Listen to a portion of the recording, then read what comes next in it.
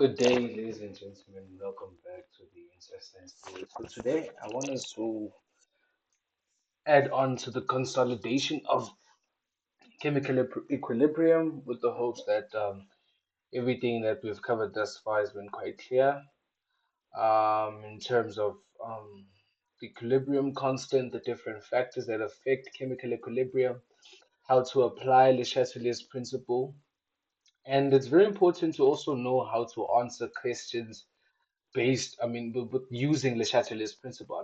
That's a very common question in an exam. You're most likely to get that question where you are required to apply Le Chatelier's principle, where you are required to explain using Le Chatelier's principle. That's a very common question, if I'm being. So we're gonna have a look at this exam question from the November 2021 exam, and we're gonna try and make things a bit more simple for ourselves, in preparation for those exams. Okay, before we go any further, please don't forget to like, comment, share.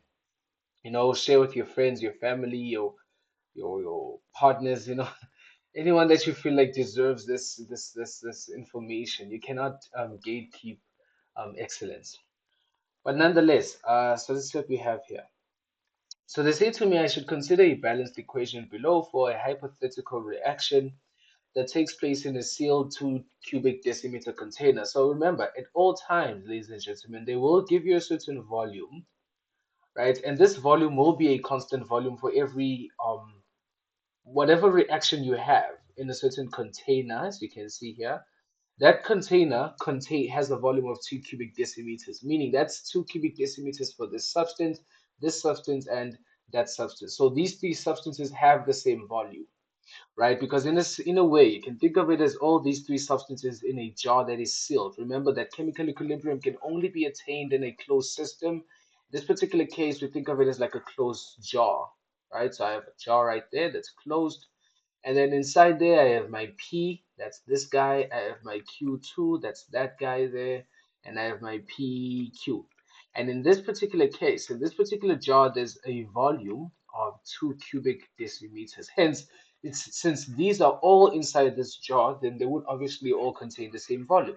Unless otherwise the volume is somewhere along the line, they say the volume has been increased or anything like that. But regardless of whether they increase the volume, it doesn't change the particles or it doesn't change the molecules inside that particular jar. So they will still be the P and the Q and the PQ. It's just that now there's an increase or a decrease in the volume, right? So they say this takes place in a sealed 2 cubic decimeter container at 300 kelvins. Sorry, 300 kelvins. So that is the temperature that we have there, 300 kelvins. Remember, kelvins is also another unit of measurement for temperature. Okay, and then they say, um, yeah. So if you remember correctly, that if you need to convert from kelvins to degrees Celsius, then that would be exactly that numerical value that you have, minus 273. Or else, if you want to be more precise, you can say 0.15. Yes, so this is another way to convert in. This is a way to convert your degrees Celsius into your kelvins into degrees Celsius. Okay, so, I have a reaction here. By the way, notice how they use the word hypothetical reaction. The only time when you would see such words is if and only if, well, when they say hypothetical reaction, they're basically telling you that this is a reaction that uses up letters that aren't actual elements on the periodic table. One would quickly assume that P would represent phosphorus, but that's not the case. At the end of the day, what would Q become? Because there isn't any element on the periodic table that has the letter Q, right? So usually when they say it's a hypothetical reaction, in most cases in my previous videos, you might have seen that I would use A plus B. There is no element on the periodic table that has the letter A. However, boron does have a B. But when they say a reaction is hypothetical, it's not them. They basically saying we're not using actual elements from the periodic table or actual elements that you are well aware of. Okay, so I have a reaction of P, which by the way is in gaseous phase, and I have it reacts with Q, two atoms of Q, which is also in gaseous phase, and then it produces two PQ, which is also a gas. Only logically. Okay. So they say 6.1, define the term chemical equilibrium. Remember what is chemical equilibrium? Dynamic equilibrium where the rate of the forward reaction is equal to the rate of the reverse reaction. Okay. Then they say the amount of each substance present in the equilibrium mixture at exactly 300 kelvins. I don't know why. Every time I see this K, I just think of kilopascals. I don't know why that is, but anyway. So they have this information given here, the amount of each substance in moles, as you can see. Hence, they say it's amount at 300 kelvins, and it's shown below. So notice how with P we have 0.8 moles at equilibrium, and then Q2 we have 0.8 moles at equilibrium, and then PQ we have 3.2 moles at equilibrium. The temperature is now increased to 350 Kelvin. So remember, we had an initial temperature of 300 kelvins. And then the new temperature the new temperature that they've increased it to is now 350 Kelvin. So they've increased the temperature, right? So that's 350 kelvins. Okay, so now we have a temperature of 350. Now they say when a new equilibrium is established, that's a very important thing to consider. When a new equilibrium is established, remember we first had the initial equilibrium, which had these values where P was 0.8, Q2 was 0.8, and PQ was 3.2. Those were the amount of each substance at equilibrium, the initial equilibrium. Right. And then they say when a new equilibrium is established, it is found that 1.2 moles of P is present in the container. Is the heat of the reaction delta H positive or negative? Now we need to think about it critically, ladies and gentlemen. Let's think about it. So if I have a reaction here of P plus Q2 to produce 2PQ, where all of these are gases, right? I want you to think about it. So if it happens that they're increasing the temperature, and notice something, initially we had, I want you to think about it, we initially had for P we had 0.8 moles. So for P, we initially had 0.8 moles. And then when the new equilibrium is established, obviously that's because they've now changed the temperature. When a new equilibrium is established, we now have 1.2 moles of P. So now we have 1.2 moles. Now, if you think about it, that the amount of P has actually increased. But what would cause that? That's the question you need to ask yourself. It would This would only be true if and only if I favored a reaction that increases the amount of P. So that means I would then need to go in the reverse direction. So what happened is that in a way I favored the reverse reaction because that's the only time, that's the only reverse that is the only direction that would increase the amount of P. So for me to increase the amount of P, I would have to go in the reverse direction or favor the reverse reaction rather.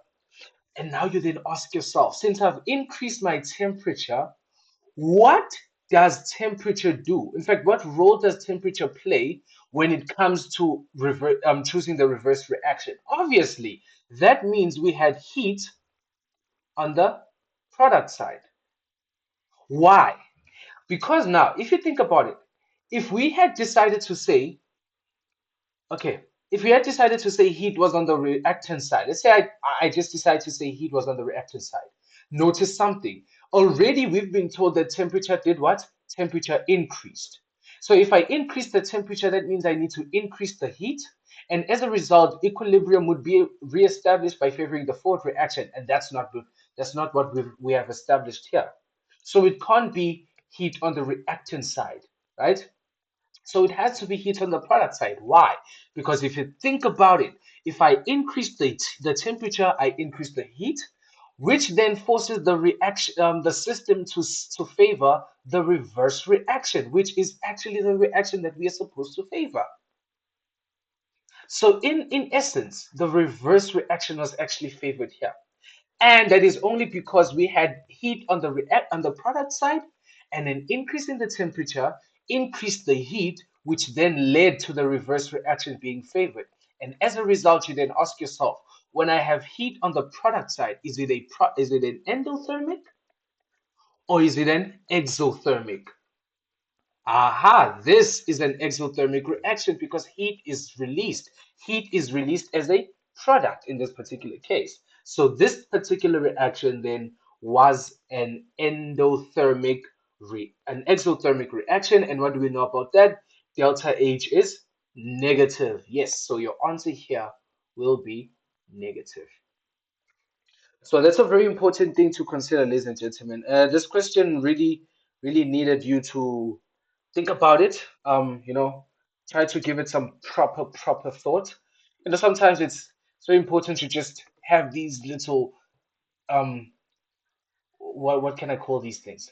Diagram. I don't know. Some workings on the side. Just for you to see how everything goes. Okay. Now, use Le Chatelet's principle to explain the answer. Now, remember in the previous video where we did the past question paper in 2022, we said in these type of questions, you are always advised to first structure your answer by using all the knowledge that you know on Le Chatelet's principle, and then turn that information into words. So for starters, let's go. We have 2p plus q2, and this forms 2PQ. Now we ask ourselves, ladies and gentlemen, how do I work about this? Now I need to know, remember I've already said that delta H is negative, right? So I need to use Le Chatelet's principle to explain why I say delta H is negative. So I need to think about I need to mention temperature, right? So I need to start by saying, well, let's think about it. So initially, what did we establish? We established that we increased the temperature, right? So the temperature what was increased. Remember from 300 to 350. We increased the temperature. And as we increased the temperature, what happened? Remember, when we increasing the temperature, we then had to remember, okay, in general, increasing the temperature favors the endothermic reaction, favors the endothermic reaction. Okay, this is the point you must mention. An increase in the temperature favors the endothermic reaction. Right? This is just reaction in short, guys. Please, in an exam, do not write it like this. Please write it in full. An increase in the temperature favors an endothermic reaction. And then what else do you need to mention? You need to mention how you chose delta H to be negative, right? So you then need to say, since the amount of P had increased with an increase in temperature, right? With an increase in temperature, the amount of P increased. That's something you need to consider. When I increase the temperature, I increase the amount of P from 0.8 to 1.2. So with an increase in temperature, I increase the amount of P. And then what? After increasing the amount of P, what happens? So increase in temperature favors the endothermic reaction. When I increase the amount of when I increase the temperature, I increase the amount of P, right?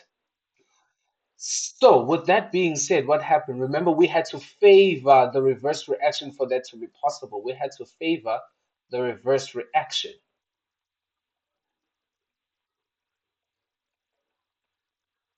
right?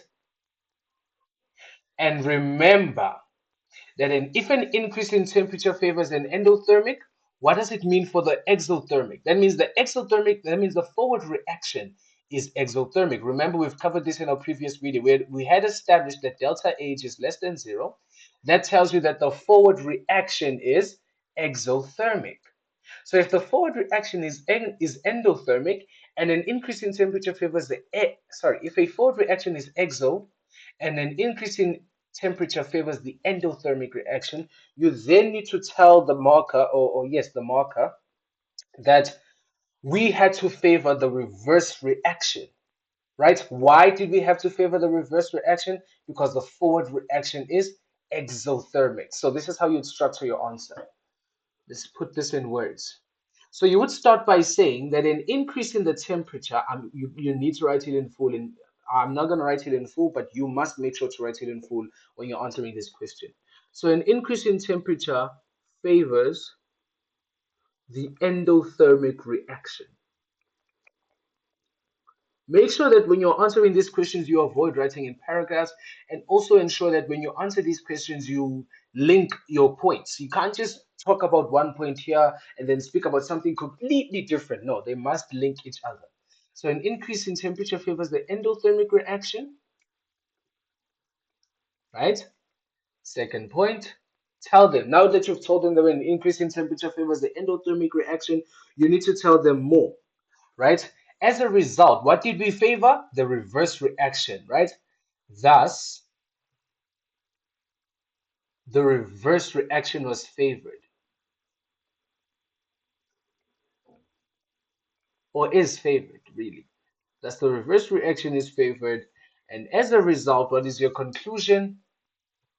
Aha! The increase in temperature, endo, the reverse reaction is favored. Therefore, you need to tell them about the forward reaction, right? Therefore, oh, before that, you need to tell them how this happened. How did you end up increasing 2p? Therefore, remember, you've told them that you favored the reverse, and what effect does that have? The amount of P and Q2, or you could say the amount of the reactants. Let's keep it simple. The amount of the reactants, is it the amount? Are we looking at the amount? Yeah, we can. Yeah, okay. So the amount of the reactants increased. Remember, you're basically telling them what happened when the reverse reaction was favored, right? The amount of the reactants increased and the product decreased. So from that, what can you say? Therefore, the forward reaction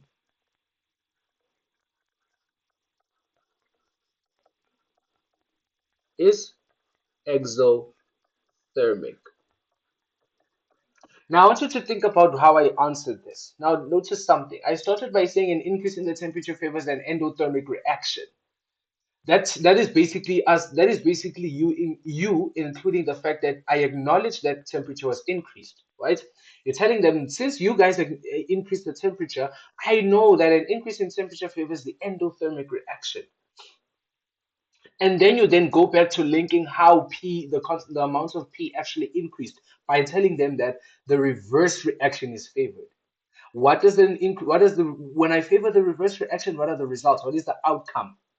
The amount of the reactants increases and the products will decrease. And as a result, since I favored the reverse reaction, and I favored the reverse reaction due to the fact that I increased the temperature. Think about it. The reason I favored the reverse reaction was because I increased the temperature. And since an increase in the temperature favors the reverse, right? In this case, not always, in this case, an increase in the temperature favored the reverse reaction. What does it say about the forward reaction? Think about it. If an increase in the temperature favored the reverse reaction, that tells you that the reverse reaction was endothermic. And as a result, the forward reaction is then exothermic. And you have established that here as well. I'm gonna try and do a lot of questions on this so you can understand how to answer these questions. These are very crucial questions that always appear in the exam. They never miss a chance to ask you on these ones. So it's very important that you master how to answer these things so that you can be ready for any exam that comes your way. Okay, right. That is that. Okay, let's see what we have here. Now they say 6.2.3, 6.2.3. They're now saying to us, calculate the equilibrium constant at 350 K. So they want the equilibrium constant at a new temperature. Now this one is going to require some some, and I mean, look at this. This is a lot of marks. You can't afford to lose so much. You cannot afford to lose so much. Now let's see what we have here. So before we jump onto the table, let's think about this entire thing before we jump onto the ice table. Well, for starters, we had equilibrium initially. I'd consider that we had equilibrium at some point, right? And then what happened? We had equilibrium, but mind you, this equilibrium here was the equilibrium when we were at 300 kelvins. Now they want an equilibrium when we are at 350 kelvins. That means we need to use the new information on P. We can't use the old, well, we can to some extent, but at the end of the day, you must remember that we need to consider this amount of P because that is the amount for the new equilibrium at a new temperature. Okay, so now let's think about it. So what we'll have here is we are going to say now, think about it. If I initially had, so I usually like to write this thing in a way whereby we basically can say we consider the old equilibrium and the new equilibrium. So what I mean is I'm going to start by saying I had initially the old equilibrium. I've done this in a question before. I have the old equilibrium.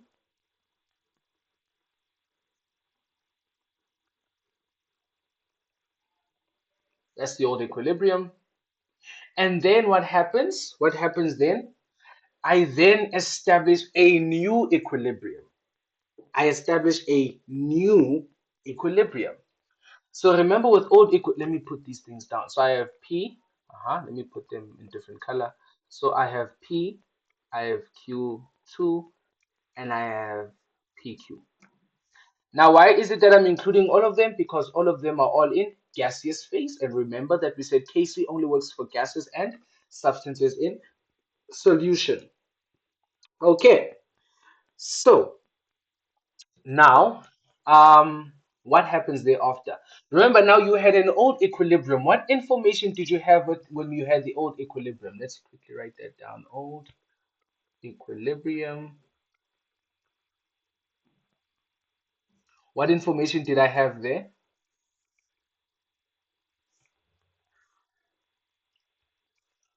I just have this thing of always making sure that my lines and tables are drawn neatly and nicely, for the sake of it. I don't know. It's just a meeting. Okay, so at the old equilibrium, we had what is this? It says 2. It's 2, nothing, and 2. Don't forget the coefficients, guys. 2, 1. Just push this to the side a bit. And 2. So now remember, what did we have? At the old equilibrium, we had the amount of this guy as 0 0.8, 0 0.8, 3.2. So this was initially 0 0.8, 0 0.8, and we had 3.2. By the way, I'm doing this thing and I'm using moles. I'm not, you can use concentration if you like. I just like using moles. Using concentration would also work. Okay. And then what happens? And then I establish a new equilibrium, but there's also important information you must find. You must look at. When they then say when at a new equilibrium, I have 1.2 moles of P. So that is at a new equilibrium. Now I want you to think about it. So since I have the old equilibrium values, what then do I need to have here? I need to have the change in the equilibrium values. That is going to be in moles, right? If you get a bit confused, what I basically do, the reason I write old equilibrium is so that I know that the equilibrium is the first equilibrium before the new equilibrium was established. You can also call this guy here your initial. Your initial, as you know, the ice table has initial, the one that you're used to. But the reason I like to say old equilibrium is because now you're going to say the initial, and then you're going to assume that that initial is when you have nothing of PQ, because in most cases, your initial has nothing of PQ, or usually has nothing of the product, right? But that's only because you would be cramming. So it's best to understand and not cram the information. But you can also call it the initial moles, it's the same thing. Okay, and then I have the change, and then I have the new equilibrium. So I'm just going to write the equilibrium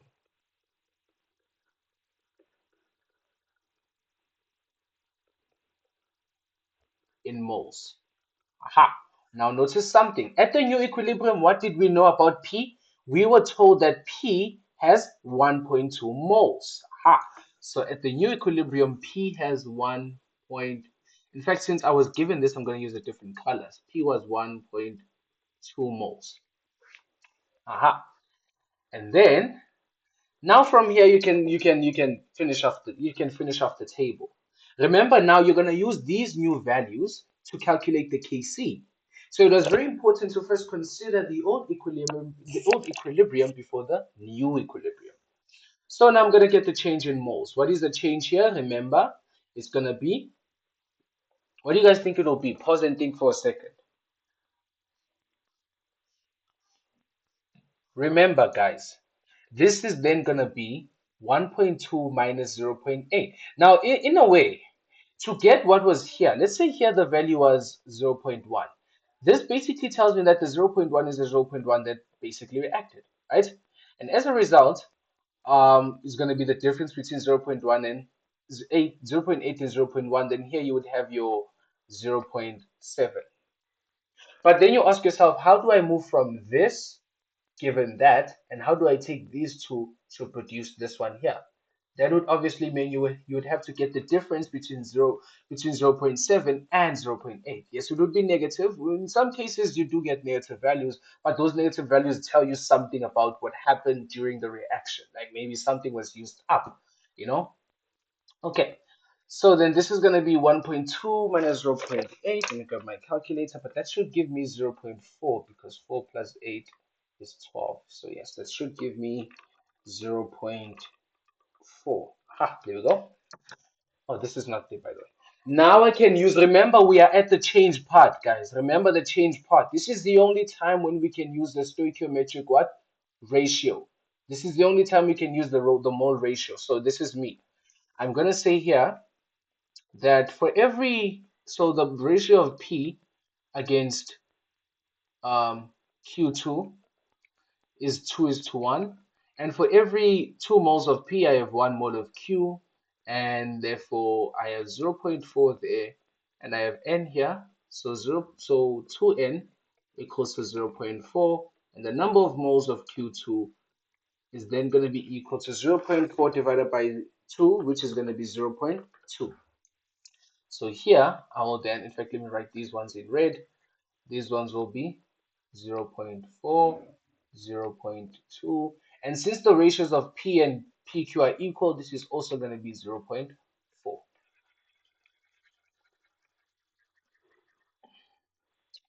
Right, now I can get this value. Remember, it's 0.8 minus 0.2. No, I'm lying. Sorry.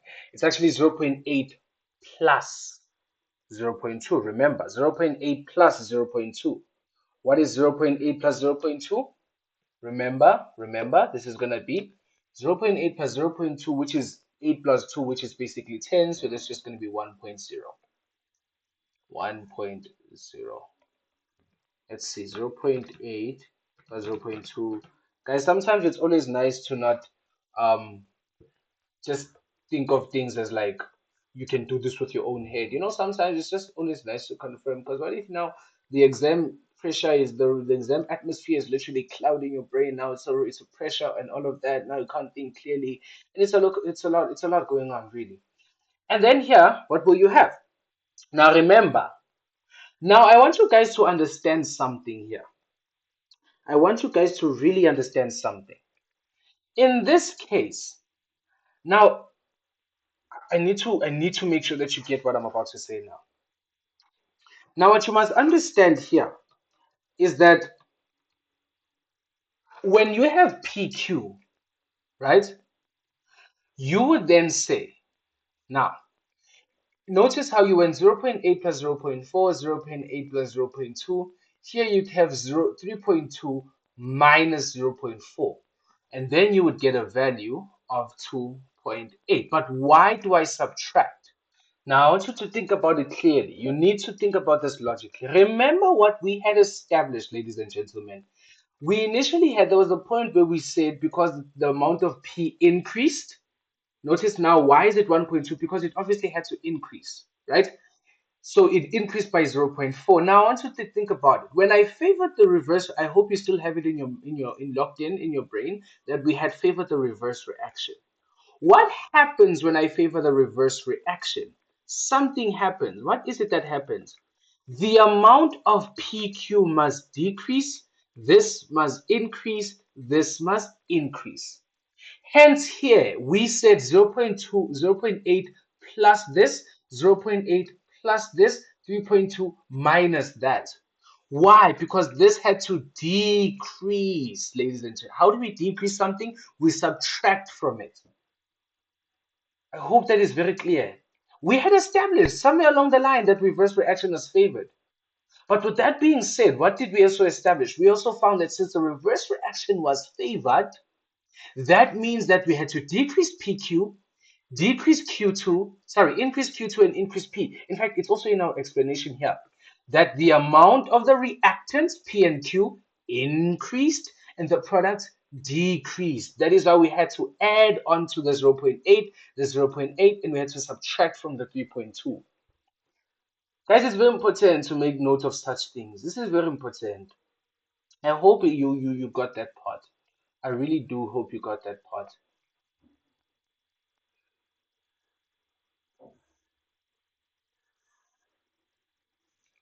Okay, now we can now get the value of Kc. We can then say Kc, which is equal to the concentration of the product divided by the concentration of the reactants, which is then going to be, what is our product? Our product is PQ. Remember, there is a stoichiometric coefficient of 2 that becomes our exponent. Yes. Then I divide by the reactants, which is going to be P times P, sorry, times 2Q, Q2. And then we had an exponent for P, sorry, a coefficient for P, so that becomes 2. However, be very careful, guys. These, these amounts that I have here are in moles. We need concentration for the Kc. So I need to convert those into concentration. Remember, the equation is C equals to N over V. So I'm just gonna write it here. What are the moles for P? I mean for PQ? That's 2.8 divided by the volume of 2. Remember, we were given the volume of 2. And then I divide this by 1 point, sorry, that's Q2. What is Q1? Q1 is 1.2. So this is gonna be, divide this by 1.2 divided by 2, and I square times 1.0 divided by 2, and this then gives me an answer of 2.8 divided by 2. I forgot to square that, sorry. Squared divided by 1.2 divided by 2 squared times 1 over 2. And that gives me a value of 10.89. So that's the final answer that I have there, 10.89.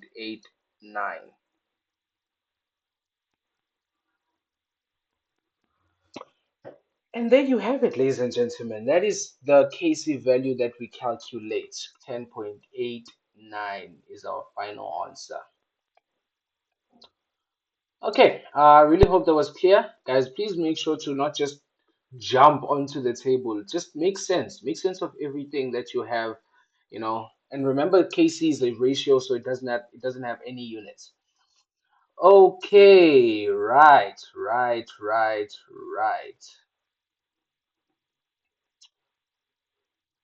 Okay, let me see.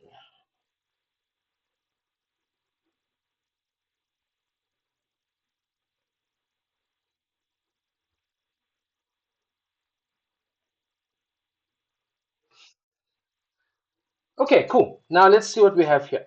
Now they say, how will the equilibrium constant calculated in question 6.2.3?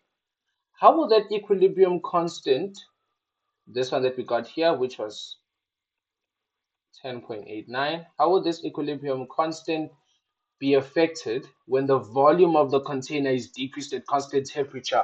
Remember what I said to you guys in the previous videos. Equilibrium constant is only affected by temperature, yes, but here they're saying, how will it be affected when the volume is decreased? Remember, it's only affected by temperature. Remember, notice how they're saying at constant temperature. So if the temperature is not changing, then Kc will also not be affected.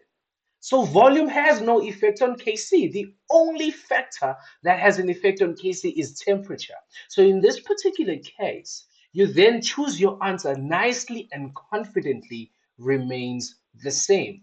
Question, why? Well, that's where your reason comes in. Volume has no effect on Kc. That's all you got to say. Has no effect on Kc. That's all. Or you could have also said that temperature is the only factor that affects Kc. In both ways would work. Both ways would give you what would be marked correctly. So you can say volume has no effect on the Kc, or you could say temperature is the only factor that affects the Kc. That's all. Now, so your answer there was remains the same either way. Okay. Now more K2, oh sorry, no more Q2 is now added to the reaction mixture at constant temperature. So at constant temperature, they decided to add more Q2. How will each of the following be affected? How will the addition of Q2? So let me write down the reaction, guys, so we can see what happens here. So does 2P plus Q2 to give us. It's always nice to write down the things they say. It always helps, right? Trust me when I say that. It always helps. So they're saying now I'm adding more of Q2. How will each of the following be affected? Choose from increase, decrease, or remain the same. How will increasing Q2? Now this is a matter of um using the amount of concentration or some yeah, using the amount the concentration factor of on how it affects equilibrium basically. So it's this one of these ones that are very, I don't want to say it's easy, but it's not much of a challenge when you have to answer. So now think about it. I am increasing the amount of Q2. What will happen? How will equilibrium act? How will the system act? It will favor the forward reaction. And as a result, what happens? You increase the amounts of this guy and you decrease the amounts of that guy as well as the amounts of that guy. So what happens to the yield of PQ? Yield is basically the formation. So the formation of PQ will, the formation will increase. So your answer there should be increase. So remember, the formation of PQ will increase. Guys, there's nothing really daunting about this topic. You just need to understand, and I promise you, you should be fine. Sorry, right? Increases. And then the number of moles of P. Let's think about it. So I mean, there's your answer here. The amount of moles should decrease, right?